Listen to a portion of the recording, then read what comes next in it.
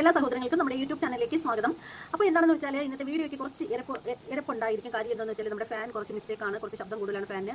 അപ്പോൾ നമുക്ക് വീഡിയോയിലേക്ക് പോകുന്നതിന് മുമ്പ് മറ്റൊരു കാര്യം, നമ്മുടെ ചാനൽ ഇതുവരെയും സബ്സ്ക്രൈബ് ചെയ്യാത്ത സഹോദരങ്ങളൊക്കെ ഉണ്ടെങ്കിൽ എത്രയും പെട്ടെന്ന് സബ്സ്ക്രൈബ് ചെയ്തോളൂ. അതോടൊപ്പം തന്നെ ബെല്ലൈക്കൻ കൂടി ഒന്ന് പ്രസ് ചെയ്യാനും മറക്കരുത്. അപ്പോൾ നമുക്ക് നേരെ നമ്മുടെ വീഡിയോയിലേക്ക് പോകാം. ഈ വീഡിയോ എന്താണെന്ന് വെച്ചാൽ നമ്മുടെ മദ്രസ ടീച്ചറും അതുപോലെ തന്നെ ബാലാമണി താത്തയും തമ്മിലുള്ള ഒരു ഫോൺ സംഭാഷണമാണ് കേട്ടോ മെയിനായിട്ട് ഈ ഒരു വീഡിയോയിൽ പറഞ്ഞിരിക്കുന്നത്. മദ്രസ ടീച്ചർ എന്ന് പറയുമ്പോൾ പലർക്കും ഡൗട്ട് ഉണ്ടായിരിക്കും ഇതാരായിരിക്കും എന്നുള്ള കാര്യത്തിൽ. പക്ഷേ പലരും അവരെ കാമിത ടീച്ചർ എന്നൊക്കെയാണ് പറയുന്നത്. പക്ഷേ ആ ഒരു വാക്കത്ര നല്ല വാക്കല്ലാത്തത് കൊണ്ട് തന്നെ ഞാൻ ആ വാക്ക് പറയാൻ ഉദ്ദേശിക്കുന്നില്ല. ഇതിപ്പോൾ ഞാൻ ഇങ്ങനെ പറഞ്ഞത് എന്തിനാണെന്ന് ചോദിച്ചാൽ പലർക്കും ആളിനെ ജസ്റ്റ് ഒന്ന് മനസ്സിലാക്കാൻ വേണ്ടിയിട്ട് മാത്രം പറഞ്ഞു എന്നേ ഉള്ളൂ. അങ്ങനെ നമ്മുടെ മദ്രസ ടീച്ചറും ബാലാമണി താത്തയും തമ്മിലുള്ള ആ ഒരു ഫോൺ സംഭാഷണമാണ് കേട്ടോ.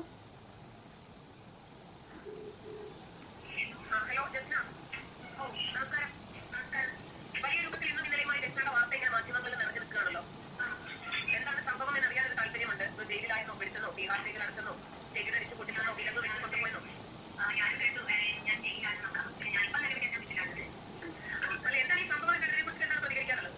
ഇതിനെ കുറിച്ച് പ്രതികരിക്കാനുള്ളത് വെച്ചാൽ ഞാൻ ഇവിടെയും ബന്ധപ്പെടാൻ പോകുന്നില്ല. അത് കോടതിയിൽ ഞാൻ ധരിക്കുന്ന കാര്യമാണ്. പിന്നെ അതേപോലെ എന്ന് വെച്ചാൽ ഇത് പോലീസ് സ്റ്റേഷനിൽ വിളിച്ച സമയത്ത് ഒപ്പിട്ടിട്ട് നമ്മൾ അത് മേടിക്കാനാണ് പറഞ്ഞത്. പിന്നെ ഈ കാര്യങ്ങളൊന്നും പറഞ്ഞിട്ടുണ്ട്. അപ്പോൾ അങ്ങനത്തെ വിഷയങ്ങൾ വരെ ഞാൻ കേട്ടിട്ടില്ല. പക്ഷേ ഞാൻ അറസ്റ്റിലായിരുന്നു, എനിക്ക് 15 ലക്ഷം രൂപ ഫൈനും ഇങ്ങനെയൊക്കെ കേൾക്കുന്നത് ഞാൻ ഒഴിവ് പോയി, അങ്ങനെ പല രീതിയിൽ ഞാൻ കേൾക്കുന്നുണ്ട്. അപ്പോൾ ഞാനൊരു തെറ്റും ചെയ്യാത്തത് ഞാൻ മോശമായിട്ട് നല്ല വിലങ്ങ് വെച്ച് കൊണ്ടുപോയി ബീഹാർ ജയിലിലായി, ഇനി ജയിലിനകത്ത് നടന്ന് ചിത്രം വരയ്ക്കണം എന്നൊക്കെ പറഞ്ഞ ഒരു വീഡിയോയ്ക്ക് ലക്ഷക്കണക്കിന് പ്രേക്ഷകരാണ് ആ വീഡിയോ ഏറ്റെടുത്തത് എന്നതാണ് ഒരു സത്യം. അല്ല, എങ്ങനെയെങ്കിലും കുടുംബം, ഞാനൊരു കുടുംബം പുലർത്താൻ വേണ്ടിയിട്ടാണ് ഞാൻ ചിത്രം വരയ്ക്കുക, അവരെ രംഗത്തേക്ക് ഇറങ്ങിയത്. അപ്പോൾ അതേപോലെ അവരുടെ കുടുംബം പുലർത്താൻ വേണ്ടിയിട്ട് നമ്മൾ വേറെ കാര്യം പറയില്ലേ, ഇതിനെക്കാട്ടിലും നല്ലത് അവർക്ക് ശിക്ഷ കിട്ടാൻ പോകുന്നത്. കാരണം ഇല്ലാതെ പറഞ്ഞിട്ട് ഒരുപാട് ഉണ്ടാക്കി കുടുംബം പോറ്റിന്റെ ഗതികേടാണ് അവർക്ക്. അപ്പോൾ ആ ഒരു കാര്യത്തിൽ ഞാൻ അവർക്ക് താങ്ങായിട്ട് നിൽക്കുക ഒരു പറഞ്ഞോട്ട് അവർ കുടുംബം പുലർത്താൻ വേണ്ടിയിട്ടല്ലോ, ഇത് അന്നം മേടിക്കാൻ വേണ്ടിയിട്ടല്ലേ പാവല്ലോ ജീവിച്ചു പോകുന്നത്. കുടുംബം പുലർത്താൻ വേണ്ടിയിട്ട് ഇവരുടെ വീഡിയോ എടുത്ത് ചെയ്യുന്നതിന് കുഴപ്പമില്ലെന്നാണ് ഇവർ ഈ പറഞ്ഞിരിക്കുന്നത്. എന്തിനാ കഷ്ടം, അന്നം മേടിക്കാനല്ലേ, ചെയ്തോട്ടെ എന്നൊക്കെ പറയുന്നു. എന്നിട്ട് ഈ ഞാൻ വീഡിയോ ചെയ്തതിൻ്റെ പേരിൽ ഒരു ദിവസം 4ഓളം വീഡിയോ ചെയ്തു എന്ന പേരിൽ എൻ്റെ പേരിൽ കേസ് കൊടുത്തിരിക്കുകയാണ്. എന്തിന്? കലാപ ആഹ്വാനത്തിൻ്റെ പേരിൽ. ഒന്ന് ഓർത്ത് നോക്കൂ. ഇവരുടെ വാ കൊണ്ട് ഇവർ തന്നെയാണ് പറയുന്നത് കുടുംബം പുലർത്താൻ വേണ്ടിയിട്ടല്ലേ ചെയ്യുന്നത്, ചെയ്തോട്ടെ എന്ന്. ആ പറയുന്ന വായ കൊണ്ട് തന്നെ ഇവർ പറയുന്നു ഞാൻ ഇവരെ പറ്റിയിട്ട് ഇവരെ പിന്തുടർന്ന് വീഡിയോ ചെയ്യുന്നു, അതുകൊണ്ട് തന്നെ ഞാൻ കലാപാഹ്വാനത്തിന് എൻ്റെ പേരിൽ കള്ളക്കേസ് കൊടുത്തിരിക്കുന്നു. എന്താല്ലേ, എല്ലാം പറയുന്നത് ഒരാൾ തന്നെയാണ്. അതെന്താ അങ്ങനെ? നിങ്ങൾ ഏതെങ്കിലും ഒന്നിൽ ഉറച്ചു നിൽക്കൂ കൂട്ടി.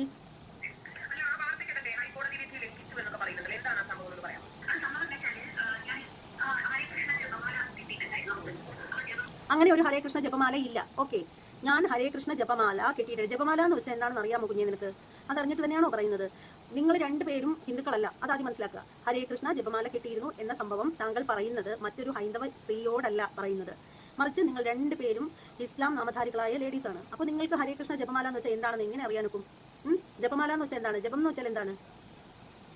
അങ്ങനെ ആരും വർണ്ണക്കടലാസിലൊന്നും ശ്രീകൃഷ്ണന്റെ ഗുരുവായൂരപ്പന്റെ കഴുത്തിലൊന്നും അങ്ങനെ മാല കെട്ടിയിടുന്ന പതിവോ ചടങ്ങൊന്നും ഇല്ല. ഇതൊക്കെ നിങ്ങളായിട്ട് നിങ്ങളുടെ ഭാവനയിൽ വെച്ചിട്ട് നിങ്ങൾ ഉണ്ടാക്കിക്കൊണ്ട് വന്ന് ചെയ്യുന്ന കാര്യങ്ങളല്ലേ. ഇതൊക്കെ എങ്ങനെയാണ് മറ്റുള്ളവർക്ക് അംഗീകരിക്കാൻ സാധിക്കുക? നിങ്ങൾക്ക് അങ്ങനെ ചെയ്യണമെന്നുണ്ടെങ്കിൽ നിങ്ങളൊരു കാര്യം ചെയ്യുക, നിങ്ങളുടെ വീടിനകത്ത് നിങ്ങളൊരു വിഗ്രഹം മേടിച്ച് വെക്കുക. അതിനുശേഷം നിങ്ങൾക്ക് ഇഷ്ടപ്പെടുന്നത് എന്തോ അതൊക്കെ എഴുതി നിങ്ങൾ അതിൻ്റെ കഴുത്തിലിട്ട് കൊടുക്കുക. അത് മറ്റാരും കാണുന്നില്ലല്ലോ, അത് നിങ്ങളുടെ പ്രൈവസിയാണ്. നമ്മളാരും കാണുന്നില്ല, കേൾക്കുന്നില്ല. പിന്നെ ഇതൊക്കെ ചെയ്തിട്ട് നമ്മളെയൊക്കെ ചൊടിപ്പിക്കാൻ വേണ്ടിയിട്ട് നിങ്ങൾ ദയവ് ചെയ്ത് വീഡിയോ എടുത്തിടാതിരുന്നാൽ അത്രയും സന്തോഷം. കാരണം എല്ലാവർക്കും എല്ലാം ഒന്നും അംഗീകരിക്കാൻ പറ്റില്ലല്ലോ, അതുകൊണ്ട് പറയുകയാണ്.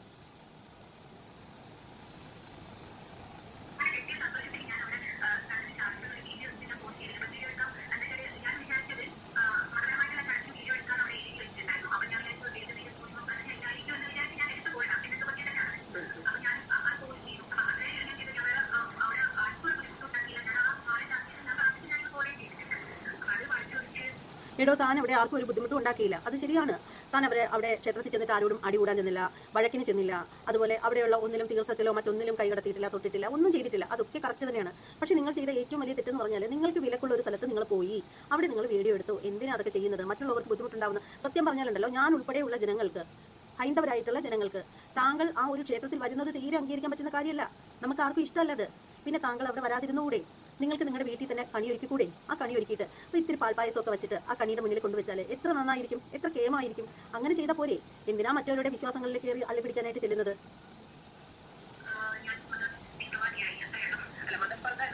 എല്ലാവരെയും കൊടുക്കാൻ പറ്റിയ ഏറ്റവും ലളിതമായിട്ടുള്ള ഒരു വകുപ്പാണ്. കാരണം വാദിക്ക് എളുപ്പമാണ്, പ്രതിക്കായിരിക്കും കുറച്ച് ബുദ്ധിമുട്ടുണ്ട്. അതിരിക്കട്ടെ. അല്ല ടീച്ചറെ, നിങ്ങൾ എല്ലാവരും ടീച്ചർ എന്ന് വിളിക്കുന്നു ബഹുമാനത്തോടു കൂടി. അതുകൊണ്ട് തന്നെ എന്നെക്കാളും എന്തായാലും പ്രായത്തിന് മൂത്ത ആളാണ്. അപ്പോൾ അത് വെച്ച് തന്നെ ഞാൻ നിങ്ങളെ ടീച്ചർ എന്ന് വിളിക്കാനാണ് ഇഷ്ടപ്പെടുന്നത്. അപ്പോൾ ഞാൻ ചോദിക്കട്ടെ, നിങ്ങൾ തന്നെ പറയുന്ന ഒരു കാര്യമാണ് മതസ്പർദ്ധ എന്ന് പറയുന്ന സംഭവമാണ് ഒരു വ്യക്തിയെ കൊടുക്കാൻ പറ്റിയ ഏറ്റവും നല്ല കാര്യം. കേസ് കൊടുക്കാനൊക്കെ അതായിരിക്കും ഏറ്റവും നല്ല കാര്യം. കാരണം വാദിക്കാൻ വളരെ എളുപ്പമാണ്, പക്ഷേ പ്രതിക്ക് രക്ഷപ്പെടാനുള്ള വഴി വളരെ കുറവാണെന്ന് പറയുന്നുണ്ട്. ശരിക്കും പറഞ്ഞാൽ എൻ്റെ പേരിൽ ഈ സ്ത്രീ കലാപാഹ്വാനം ചെയ്തു എന്ന് പറഞ്ഞ് ഇവർ കൊണ്ടുവന്ന് കേസ് കൊടുക്കാൻ നിങ്ങളാണോ ഇവരെ ഉപദേശിച്ചത്? ഈ ഒരു സംഭവം കണ്ടപ്പോൾ എനിക്ക് എങ്ങനെയാണ് തോന്നുന്നത് കേട്ടോ. നിങ്ങൾ തന്നെ ആയിരിക്കുമല്ലേ ഇവരെ ഉപദേശിച്ചത് എൻ്റെ പേരിൽ കലാപാഹ്വാനത്തിന് കേസ് കൊടുത്ത്, അതാകുമ്പോൾ വാദിക്കാൻ വേറെ പ്രശ്നമൊന്നുമില്ല, പക്ഷേ പ്രതിക്ക് രക്ഷപ്പെടാൻ വലിയ പാടാണെന്ന് പറഞ്ഞു കൊടുത്തത് പ്രകാരമാണോ ഇവരിങ്ങനെ ചെയ്തത്? കാരണം ഇവർക്ക് വിദ്യാഭ്യാസം വളരെ കമ്മിയാണ്. വിദ്യാഭ്യാസത്തിൻ്റെ കാര്യം പറയുന്നില്ല, എനിക്ക് വിദ്യാഭ്യാസം തീരെ വലിയ രീതിയിലൊന്നുമില്ല. ഞാൻ വെറും 10ാം ക്ലാസ് മാത്രമേ ഉള്ളൂ എൻ്റെ വിദ്യാഭ്യാസ യോഗ്യത. ഈ പറയുന്ന പെൺകുട്ടി 9ാം ക്ലാസ് വരെ പഠിച്ചിട്ടുണ്ടെന്ന് തോന്നുന്നു. പക്ഷേ 9ാം ക്ലാസ് വരെ പഠിച്ചിട്ടുണ്ട് എന്നാലും എന്നെക്കാളും കൂടുതൽ ഇംഗ്ലീഷൊക്കെ നന്നായിട്ട് അവർക്ക് കൈകാര്യം ചെയ്യാൻ അറിയാമെന്നാണ് എൻ്റെ വിശ്വാസം. പക്ഷേ സംസ്കാരത്തിൻ്റെ വിവരത്തിൻ്റെ കാര്യത്തിൽ അത്ര എനിക്കുള്ള എൻ്റെ പകുതി പോലും ഉണ്ടെന്ന് എനിക്ക് തോന്നുന്നില്ല. അതെന്തെങ്കിലും ആവട്ടെ.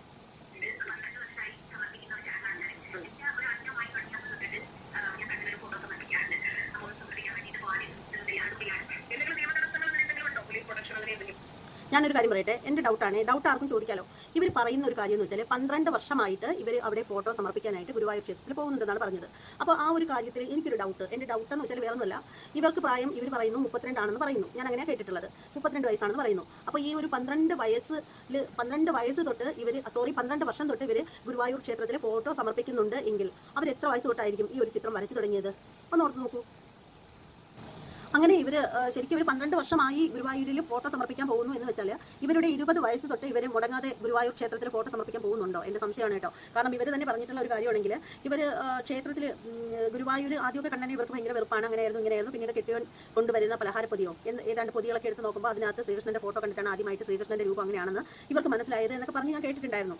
അപ്പോൾ പെട്ടെന്ന് തന്നെ ചാടിക്കയറി കൃഷ്ണനെ വരച്ച് ഫോട്ടോയാക്കി കൊണ്ട് കൊടുത്തോന്ന് എനിക്കറിയില്ല. കാരണം ഒരു 20 വയസ്സ് വരെ ഇവർക്ക് ചിത്രരചനയോട് ഒട്ടും അറിയാത്ത ഇവർ, അല്ലെങ്കിൽ ശ്രീകൃഷ്ണൻ്റെ ഫോട്ടോ വരച്ചിട്ടില്ലാത്ത ഇവർ പെട്ടെന്ന് ഒരു ദിവസം കൊണ്ട് ഈ ഒരു പടം വരച്ച് അത് അർക്കർലിയ അങ്ങനെ ഏതാണ്ട് ഒരു പേപ്പറോ പെയിന്റോ ഒക്കെ മേടിച്ച് പടമൊക്കെ ആക്കി അത് ബൈൻഡ് ചെയ്ത് അത് നന്നായിട്ട് ഫ്രെയിം ചെയ്ത് കൊണ്ട് കൊടുക്കാനൊക്കെ ഇവർക്ക് 20 വയസ്സിൽ തന്നെ ഇവർക്ക് കഴിഞ്ഞോ? എനിക്കറിയില്ല, ചിലപ്പോൾ കഴിഞ്ഞിട്ടുണ്ടായിരിക്കാം. പക്ഷേ നമ്മൾക്കൊന്നും അത്രയും വലിയ കഴിവൊന്നുമില്ല. ഇവരെ കൊണ്ട് ചിലപ്പോൾ സാധിച്ചിട്ടുണ്ടാവാം. എല്ലാവരും ഒരുപോലെ ഇരിക്കില്ലല്ലോ, നമ്മളെ കണക്ക് എല്ലാവരും മണ്ടൂസാവണമെന്നില്ലല്ലോ.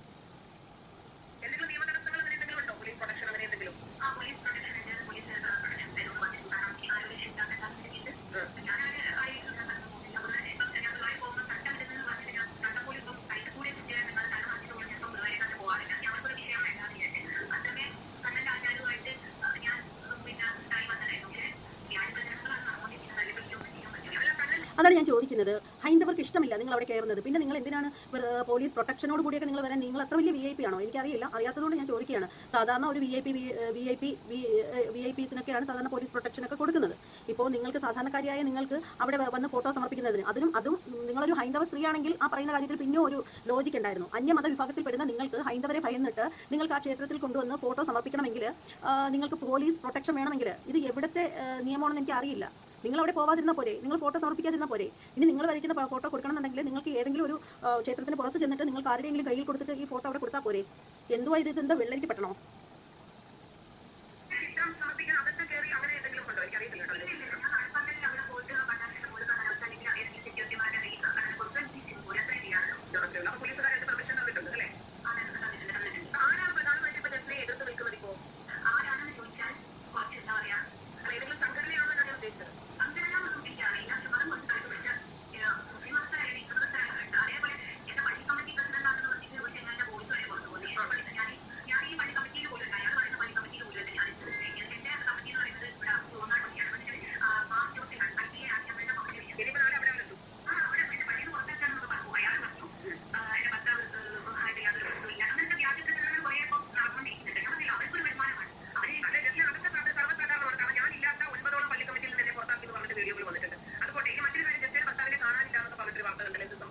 സത്യത്തിൽ ഇവർ പറയുന്ന ഒരു വാക്കിൻ്റെ മറുപടി ഞാൻ പറയട്ടെ.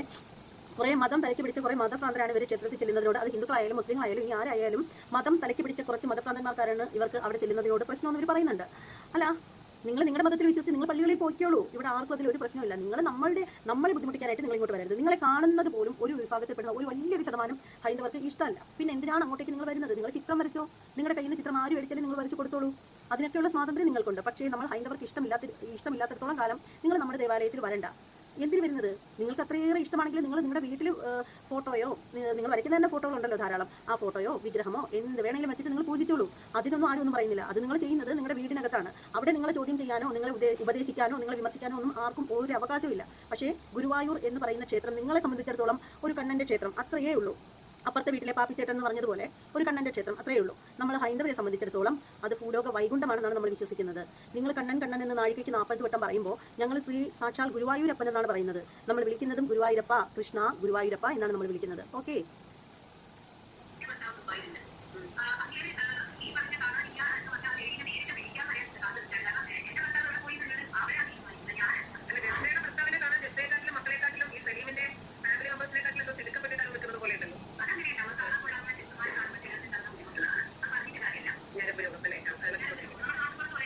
സത്യം പറഞ്ഞാലുണ്ടല്ലോ, ഈ പറയുന്ന ടീച്ചറിനോട് പറയാനുള്ളതെന്ന് വെച്ചാൽ, നിങ്ങളൊരു അധ്യാപികയല്ലേ, നിങ്ങളൊരു ടീച്ചറാണ്, നിങ്ങളൊരു പണ്ഡിതയാണ്, നിങ്ങൾ അത്യാവശ്യം വീഡിയോയുടെ കാര്യങ്ങളൊക്കെ ചെയ്യുന്നവരാണ്. ശരിക്കും നിങ്ങൾ ഏത് വിഭാഗത്തിൽ പെടുന്നു എന്ന് എനിക്ക് മനസ്സിലാവുന്നില്ല. കാരണം നിങ്ങൾ നിങ്ങളുടെ മതത്തിനുള്ളിൽ നിൽക്കുന്ന പല കാര്യങ്ങളെയും മോശ കാര്യങ്ങളെ എടുത്തു കാട്ടി പലപ്പോഴും വീഡിയോകൾ കണ്ടിട്ടുള്ളതാണ്. നിങ്ങൾ നിങ്ങളുടെ മതത്തിനുള്ളിൽ നിൽക്കുന്നവർ പറയുന്ന പല കാര്യങ്ങളും അല്ലെങ്കിൽ നിങ്ങളുടെ കിതാബിനുള്ളിൽ പറയുന്ന പല മോശ കാര്യങ്ങളും എടുത്തു കാട്ടി വളരെ മാന്യമായിട്ട് തെറി ഉൾപ്പെടുത്താതെ വീഡിയോ ചെയ്യുന്ന ഒരു വ്യക്തിയാണ് നിങ്ങൾ. അപ്പോൾ അത് കാണുമ്പോൾ നമുക്ക് തോന്നുന്നത് നിങ്ങളുടെ സംസ്കാരം തന്നെയാണ് നിങ്ങൾ അതിൽ പറയുന്നത്. കാരണം തെറിയൊന്നും അങ്ങനെ അധികം നിങ്ങൾ പറഞ്ഞു കേൾക്കാറില്ല. അപ്പോൾ അതുകൊണ്ട് വിചാരിക്കുന്നത് നിങ്ങളുടെ പാണ്ഡിത്യം അല്ലെങ്കിൽ നിങ്ങളുടെ സംസ്കാരം ഒക്കെയാണ് അതിൽ കാണിക്കുന്നത്. ആ നിങ്ങൾ ശരിക്കും പറയുകയാണെങ്കിൽ നിങ്ങൾ ഏത് വള്ളത്തിലാണ് കാലുകുത്തുന്നതെന്ന് മനസ്സിലാവുന്നില്ല. കാരണം നിങ്ങളിപ്പോൾ ഈ പറയുന്ന ബാലാമണി താത്തയ്ക്ക് ഉപദേശിക്കുന്നത് കേട്ട് കഴിഞ്ഞാൽ നിങ്ങൾ ശരിക്കും ഹൈന്ദവർക്ക് വേണ്ടിയിട്ടും അല്ല നിലകൊള്ളുന്നത്, ഇസ്ലാമുകൾക്ക് വേണ്ടിയിട്ടും അല്ല നിലകൊള്ളുന്നത്. നിങ്ങൾ ഇതിനൊന്നും രണ്ടിനും അല്ല നിലകൊള്ളുന്നത്. നിങ്ങൾ രണ്ടുപേരും കണക്ക് തന്നെയാണ്. നിങ്ങൾക്ക് രണ്ടുപേർക്കും ആരോടും പ്രത്യേകിച്ച് ഒരു മമതയില്ല. നിങ്ങൾക്കൊക്കെ റീച്ചാണ് ആവശ്യം. നേരത്തെ നിങ്ങൾക്ക് രണ്ടാളും ചേർന്ന് പറഞ്ഞത് റീച്ചിനെ കുറിച്ചിട്ടാണ്. നിങ്ങളെയൊക്കെ പറ്റിയിട്ട് വീഡിയോ ചെയ്യുമ്പോൾ മറ്റുള്ളവർക്ക് റീച്ച് കിട്ടും എന്നൊരു സംഭവമാണ് നിങ്ങൾ പറഞ്ഞത്. പക്ഷേ ഇപ്പോൾ നിങ്ങളുടെ ഈ സംസാരമൊക്കെ കേൾക്കുമ്പോൾ നിങ്ങൾ പലപ്പോഴും നിങ്ങളുടെ വീഡിയോകളിൽ നിങ്ങൾ ഇസ്ലാം മത വിഭാഗത്തിൽ പെടുന്നവരെ തള്ളി പറഞ്ഞാണ് നിങ്ങൾ കൂടുതലും വീഡിയോകൾ ചെയ്യുന്നത്. അപ്പോൾ നമുക്ക് തോന്നും നിങ്ങൾ ഒരു ഹൈന്ദവരെ പൊക്കിപ്പിടിച്ച് നടക്കുന്ന ഒരു വ്യക്തിയാണെന്ന് നമുക്ക് തോന്നും. പക്ഷേ ആ നിങ്ങൾ തന്നെ ബാലാമണി താത്തയോട് സംസാരിക്കുന്ന ഓഡിയോ കേൾക്കുമ്പോൾ നമുക്ക് മനസ്സിലാവുന്നത് നിങ്ങൾക്ക് അങ്ങനെ ഹൈന്ദവരോട് യാതൊരു വിധത്തിലുള്ള മമതയോ ഒന്നുമില്ല. പിന്നെ നിങ്ങൾ ഈ മലം ബൈജൂരുടെയൊക്കെ കൂടിയിട്ട് എന്തെങ്കിലുമൊക്കെ സംഘപരിവാറിന് വശത്തായിട്ട് സംസാരിക്കുന്നു എന്നുള്ള ഒരു ഇത് മാത്രമേ ഉള്ളൂ എന്നാണ് ഞാൻ മനസ്സിലാക്കുന്നത്. എനിക്ക് അങ്ങനെയാണ് തോന്നുന്നത്. പിന്നെ നിങ്ങൾ കുറച്ച് ഭേദമാണ് എന്ന് പറയാൻ ബാലാമണി താത്തയെ അപേക്ഷിച്ച് നിങ്ങൾ 100% ഒരു 60% നിങ്ങൾ ഭേദമാണ്. കാരണം നിങ്ങളുടെ വായിൽ നിന്ന് നിങ്ങൾ അങ്ങനെ തെറി പറയാറില്ല. വളരെ മാന്യമായ ഭാഷകളാണ് നിങ്ങൾ കൂടുതലും സംസാരിക്കാറുള്ളത്. ആ ഒരു കാര്യത്തിൽ ഓക്കെയാണ് നിങ്ങൾ. പക്ഷേ ഇപ്പോൾ നിങ്ങൾ ചെയ്യുന്ന കാര്യം എന്താണ്? രണ്ട് മുട്ടനാടുകളെ തമ്മിലടിപ്പിച്ചിട്ട് സെന്ററിൽ നിന്ന് ചോറ് പിടിക്കാനായിട്ട് ശ്രമിക്കുന്ന ഒരു രീതിയുണ്ട്. അതാണ് നിങ്ങളിപ്പോൾ ചെയ്യുന്നത്. കാരണം ഇപ്പോൾ ഈ ബാലാമണി താത്ത ആകെ ഇടങ്ങേറായിട്ട് നിൽക്കുന്ന ഈ ഒരു സമയത്ത് നിങ്ങൾ അവരെ പേഴ്സണലായിട്ട് വിളിച്ച് അവരെ ഒന്ന് സമാധാനിപ്പിക്കാൻ ശ്രമിക്കാണ്ട് അവരെ ഒന്ന് നല്ല ബുദ്ധി ഉപദേശിച്ച് ഒന്ന് തിരുത്താൻ നിൽക്കേണ്ടത്. നിങ്ങളൊരു ഹിന്ദുക്കളെ താങ്ങി നിൽക്കുന്ന അല്ലെങ്കിൽ ഒരു സപ്പോർട്ട് ചെയ്യുന്ന ഒരു സ്ത്രീയാണ് നിങ്ങളെന്നുണ്ടെങ്കിൽ ഈ ഗുരുവായൂർ കയറുന്ന കാര്യത്തിന് ഈ ഒരു ലേഡിയെ നിങ്ങൾ വിലക്കുകയാണ് ചെയ്യേണ്ടത്. അവർക്ക് കാര്യങ്ങൾ പറഞ്ഞ് മനസ്സിലാക്കി കൊടുക്കണം. ഹൈന്ദവർക്ക് നിങ്ങൾ അവിടെ കയറുന്നത് ഇഷ്ടമല്ല. അപ്പോൾ ആ ഒരു സ്ഥിതിയിൽ നിങ്ങൾ അങ്ങനെ കയറുകയാണെങ്കിൽ അത് ഭാവിയിൽ വലിയ ദോഷമാവും. അപ്പോൾ അതിനൊന്നും നിൽക്കാണ്ട് നിങ്ങൾ അങ്ങോട്ട് കയറാതെ നിങ്ങളുടെ വീട്ടിൽ വിഷുക്കണിയൊക്കെ ഒരുക്കി അതിൻ്റെ മുന്നിൽ നിങ്ങൾ ഒരു ഫോട്ടോ ഒക്കെ സമർപ്പിച്ച് നിങ്ങൾ അതിൽ സമാധാനം കണ്ടെത്തു എന്ന് പറഞ്ഞു കൊടുക്കുകയല്ല എൻ്റെ പൊന്നു ടീച്ചറെ നിങ്ങൾ ചെയ്യേണ്ടത്. അതിന് പകരം എരുതിയിൽ എണ്ണ ഒഴിക്കുന്നത് പോലെ എന്തിനാണ് ഇങ്ങനെയൊക്കെ ഈ കുട്ടിക്ക് പറഞ്ഞു കൊടുക്കുന്നത്? ഈ കുട്ടിയാണെങ്കിൽ ഒരു വകതിരും ഇല്ലാതെ എടുത്തു ചാടുന്ന ഒരു പ്രകൃതമാണ്. മൂക്കിൻ്റെ തുമ്പത്താണ് ദേഷ്യം വന്നിട്ട് ഒന്നും ചിന്തിക്കാതെ എടുത്തു ചാടി പ്രവർത്തിക്കുന്ന ഒരു ക്യാരക്ടറാണ് ഈ കുട്ടിക്ക്. അപ്പോൾ ആ ഒരു കുട്ടിയെ ഇളക്കി വിടുന്നതിന് പകരം അതിനെ കാര്യങ്ങൾ പറഞ്ഞ് മനസ്സിലാക്കി കൊടുത്തുകൂടെ? നിങ്ങൾക്ക് കുറച്ച് പാണ്ഡിത്യമുണ്ട്, നിങ്ങൾ കുറച്ച് പണ്ഡിതയാണ് എന്നൊക്കെയല്ലേ അവകാശപ്പെടുന്നത്. ആ നിങ്ങൾക്ക് ഇവരെ തിരുത്തി കൊടുക്കാൻ സാധിക്കില്ലേ? എനിക്കറിയില്ല, എനിക്ക് മനസ്സിലാവുന്നില്ല നിങ്ങളുടെ രീതികൾ.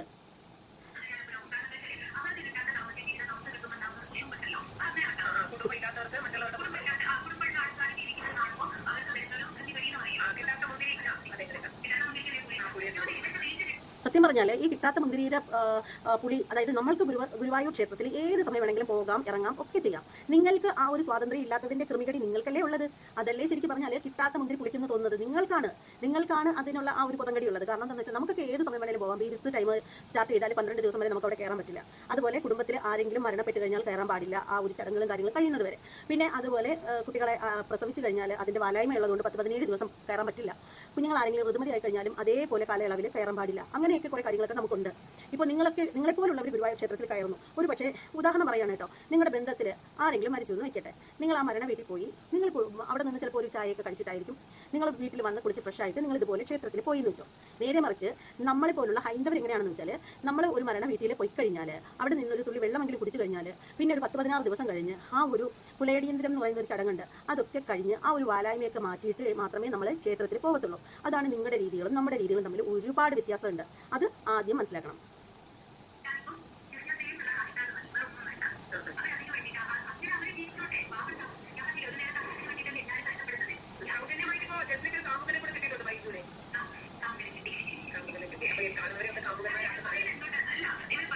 അല്ല, ഞാനൊരു കാര്യം ചോദിക്കട്ടെ, എന്തിനാ വെറുതെ ആ കൊച്ചിനെ കൊണ്ട് ഓരോന്ന് നിങ്ങൾ മൊഴിയെടുക്കുന്നത്? നിങ്ങൾക്ക് കുറച്ച് മാന്യതയൊക്കെയുള്ള വ്യക്തിയല്ലേ നിങ്ങൾ? നിങ്ങൾക്ക് ഏജ് ഉണ്ട്, നിങ്ങൾക്ക് കുറച്ച് മാന്യതയുണ്ട്, നിങ്ങൾക്കൊരു നിങ്ങൾക്ക് കുറച്ച് അറിയാറായ കുഞ്ഞുങ്ങളുണ്ട്. പിന്നെ എന്തിനാണ് ഈ ഒരു പെൺകൊച്ചിന് ഇങ്ങനെ എരുതിയിൽ എണ്ണ ഒഴിച്ച് കൊടുക്കുന്നത്? ആ കൊച്ചാണെങ്കിൽ എന്തെങ്കിലും ആരെങ്കിലും വായിന്ന് വീഴുകയാണെങ്കിൽ ഒരു വകതിരിവില്ലാതെ എടുത്ത് ചാടി പെരുമാറുന്ന ഒരു പ്രവൃത്തിയും കൂടിയാണ്. അതിൻ്റെ ഇടയിലേക്ക് നിങ്ങളെപ്പോലുള്ള സ്വയം പണ്ഡിതയാണ് എന്ന് കരുതുന്ന ഒരാൾക്ക് പറ്റിയ ഒരു പണിയാണോ ഇത്? എന്തിനാ വെറുതെ കലക്ക വെള്ളത്തിൽ മീൻ പിടിക്കാനായിട്ട് നോക്കുന്നത്?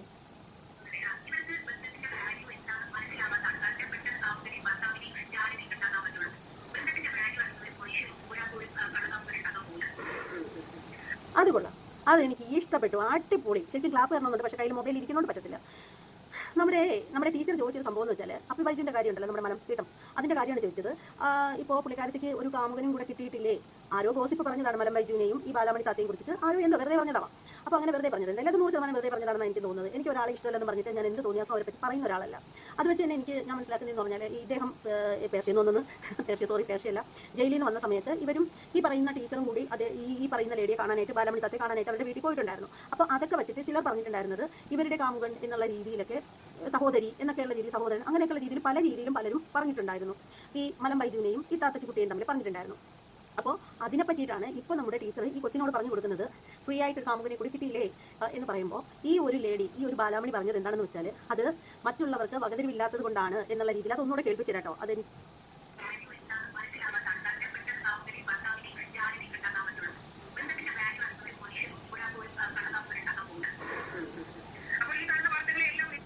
ഈ പറയുന്നത് ആരാണ്? ബന്ധങ്ങളുടെ വാല്യൂ അറിയാവുന്ന ഒരുത്തരും ഒരു കാമുകനെ ഉണ്ടാക്കാൻ നിൽക്കില്ലെന്ന്. ഈ പറയാനുള്ള എന്ത് യോഗ്യതയടി കൊച്ചേ നിനക്കുള്ളത്? നീ എന്ത് യോഗ്യതയിലാണ് ഇത് പറയുന്നത്? നീ എനിക്കുണ്ടാക്കി തന്നില്ലേ ഒരു കാമുകനെ? ഞാൻ എൻ്റെ ജീവിതത്തിൽ കണ്ടിട്ടില്ലാത്ത ഒരു മനുഷ്യനെ, എനിക്ക് ആ ആളിനെ അറിയില്ല, ആളിൻ്റെ നാടറിയില്ല, ഒന്നും അറിയില്ല. ആ ആള് എൻ്റെ കാമുകനാണെന്ന് പറഞ്ഞ് നീ എത്ര വീഡിയോ ചെയ്ത് പണം സമ്പാദിച്ചിടി? നീ ഇപ്പോൾ പറഞ്ഞത് എന്താണ്? ബന്ധത്തിന്റെ വാല്യൂ അറിയാത്തവരാണ് പറയുന്നത് എന്ന്. നിനക്ക് ബന്ധത്തിന്റെ വാല്യൂ എന്താണെന്ന് നിനക്ക് അറിയാമോ? എന്താണ് ബന്ധങ്ങളെന്ന് അറിയാമോ നിനക്ക്?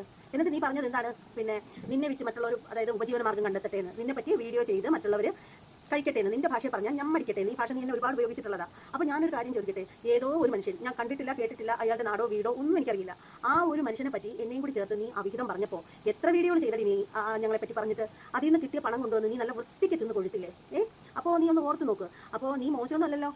ഈ ബന്ധങ്ങളുടെ വാല്യൂവിൻ്റെ കാര്യം നിനക്ക് അപ്പോൾ ഓർമ്മ വന്നില്ലേ? നിനക്ക് ഇപ്പോഴാണോ അതൊക്കെ ഓർമ്മ വരുന്നത്? ബന്ധത്തിനൊരു വാല്യൂ ഉണ്ട് എന്നുള്ള കാര്യം ഇപ്പോഴാണോ നിനക്ക് ഓർമ്മ വന്നത്? നീ കൊള്ളാലോടി കൊച്ചേ. ഏതെങ്കിലും ഒന്നിൽ തന്നെ, നിന്റെ ഒരു ഡയലോഗാണ്, നീ എന്നെ പറഞ്ഞ ഒരു വാക്കാണ്, ഏതെങ്കിലും ഒന്നിൽ തന്നെ ഉറച്ചു നിൽക്കണം, അല്ലെങ്കിൽ കീറിപ്പോകുന്നു. അതായത് എൻ്റെ ഭർത്താവ് കാമുകൻ, ഇതിൽ ഏതെങ്കിലും ഒരെണ്ണത്തിൽ തന്നെ നിൽക്കണം, അല്ലെങ്കിൽ കീറിപ്പോകുന്നു. അതാ എനിക്ക് നിന്നോട് പറയാനുള്ളത്. ഏതെങ്കിലും ഒരെണ്ണത്തിൽ കാല് വെക്കടി മോളെ, അല്ലെങ്കിൽ കീറിപ്പോകും. നീ ഏതെങ്കിലും ഒരു വാക്കിൽ ഉറച്ചു നിൽക്കുക.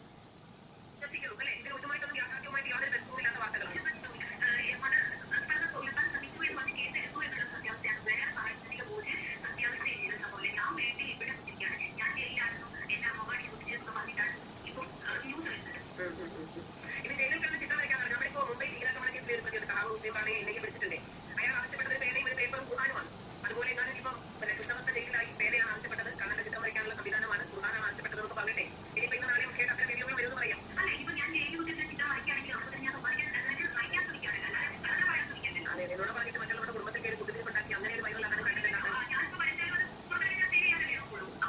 അതെന്തൊരു പറച്ചിലായി പറയുന്നത്? നുണ പറഞ്ഞിട്ട് മറ്റുള്ളവരുടെ ഫാമിലിയിൽ കയറി കുത്തിത്തിരിപ്പുണ്ടാക്കി ജീവിക്കാനല്ലല്ലോ ശ്രമിക്കുന്നത് എന്ന് ടീച്ചർ പറയണമെന്നുണ്ടെങ്കിൽ, ടീച്ചറെ ഞാനൊരു കാര്യം പറയട്ടെ, നിങ്ങളോട് എല്ലാ ബഹുമാനം വെച്ചിട്ട് തന്നെയാണ് ഞാൻ പറയുന്നത്. ഈ ലേഡി എന്നെ പറ്റി ഞാൻ പോലും അറിയാത്ത ഒരാളെയും ചേർത്തിട്ട് അവർക്കുള്ള ഫോണിൽ നോക്കുമ്പോൾ കിടപ്പുണ്ട്, അതിനകത്ത് നിരന്തരം അപവാദങ്ങൾ പറഞ്ഞുകൊണ്ടേയിരുന്നു. എന്ത് അടിസ്ഥാനത്തിലാണ്? ബന്ധങ്ങളുടെ വാല്യൂ അറിയാവുന്നവരാണെങ്കിൽ ഇത്തരം കുത്തിത്തിരിപ്പുകൾ ഇവർ എന്തിനാണ് മറ്റുള്ളവരുടെ ജീവിതത്തിൽ ഉണ്ടാക്കാനായിട്ട് ശ്രമിച്ചത്? എന്തിനാണ് മറ്റുള്ളവരുടെ കുടുംബജീവിതത്തിൽ വിള്ളൽ ഉണ്ടാക്കാനായിട്ട് ഓരോരോ അപവാദങ്ങൾ പറഞ്ഞുണ്ടാക്കുന്നത്? അന്നൊക്കെ ശരിക്കും എനിക്ക് ടെൻഷനായിരുന്നു ഈ അപവാദങ്ങളെ കുറിച്ചൊക്കെ ഇവർ പറയുമ്പോൾ. ഇപ്പോൾ ഒട്ടുമില്ല. കാരണം ഇവർ എന്താണെന്നും ഇവരുടെ വായിൽ നിന്ന് വരുന്നത് എന്താണെന്നും ഇപ്പോൾ ജനങ്ങൾക്ക് മനസ്സിലായി കഴിഞ്ഞു. അതുകൊണ്ട് തന്നെ ഇതൊന്നും കേട്ടാൽ ഇപ്പം നമുക്കൊന്നും തോന്നില്ല.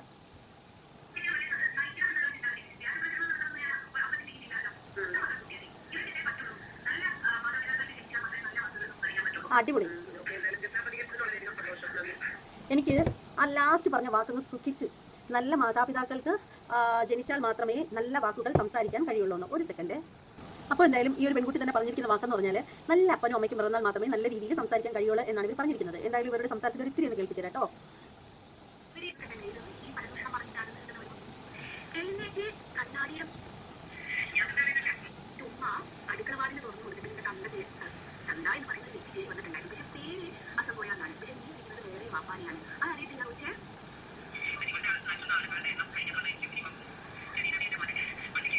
ഈ പെരുത്താളൻ മോണിക്ക് സപ്പോർട്ട് ചെയ്ത് പറയുന്നത് എന്തുകൊണ്ടാണെന്നറിയോ? താത്തയായിട്ട് നല്ല ധൈര്യത്തിലാണ്. താത്തേനെ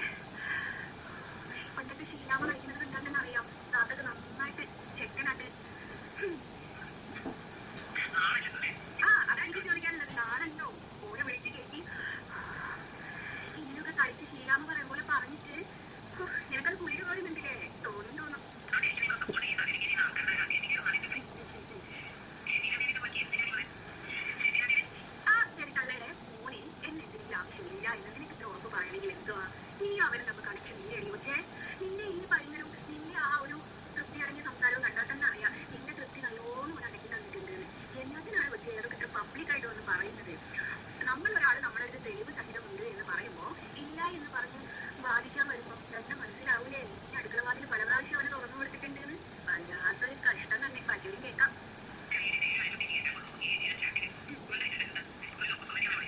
അല്ലേ ഇനി മുന്നേ ഞാൻ കണ്ണാടിയിൽ നോക്കിയപ്പോൾ ഇനി വലിയ കുഴപ്പം തോന്നിയിട്ടില്ല. അത്യാവശ്യം ഫോളോവേഴ്സ് ഒക്കെ എനിക്ക് ഉണ്ട് കാണും. നിനക്ക് എത്ര വെച്ച്? 2K. എനിക്ക് എത്ര ഫോളോവേഴ്സ് വെച്ച്? 40,000. അപ്പൊ തന്നെ മനസ്സിലാവില്ലേ ാണോ ഞാനാണോ മുഞ്ചത്തി എന്നുള്ളത്? ഈ ഫോളോവേഴ്സ് നോക്കിയിട്ടാണ് നമ്മളൊരാൾ മുഞ്ചത്തിയാണോ അല്ലയോ എന്ന് പറയണ്ടേ? പോത്ത് കാണുന്ന പോലത്തെ നിന്റെ മൂത്ത കണ്ടിട്ട് 2,000 ആൾക്കാരെ അപ്പൊ നിന്റെ കൂടെ കൂടിയത്.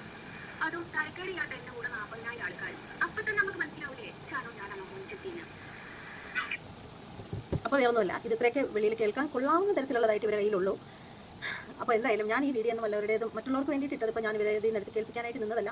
ഇവർ പറഞ്ഞൊരു വാക്ക്, നല്ല തന്തയ്ക്കും തള്ളയ്ക്കും ജനിച്ചാൽ മാത്രമേ നല്ല രീതിയിൽ സംസാരിക്കാൻ പറ്റുള്ളൂ എന്ന് പറഞ്ഞപ്പോൾ അത് പറയുന്ന ആൾ സ്വയം ഒന്ന് ചിന്തിക്കുന്നത് നന്നായിരിക്കും. അപ്പോൾ എന്തായാലും ഈ വീഡിയോ കുറിച്ചിട്ടുള്ള നിങ്ങളുടെ അഭിപ്രായങ്ങളൊക്കെ ഒന്ന് കമൻറ്റ് ചെയ്തോളൂ. ഇനി മറ്റൊരു വീഡിയോയുമായി വരുന്നതുവരെ എല്ലാവർക്കും ബൈ.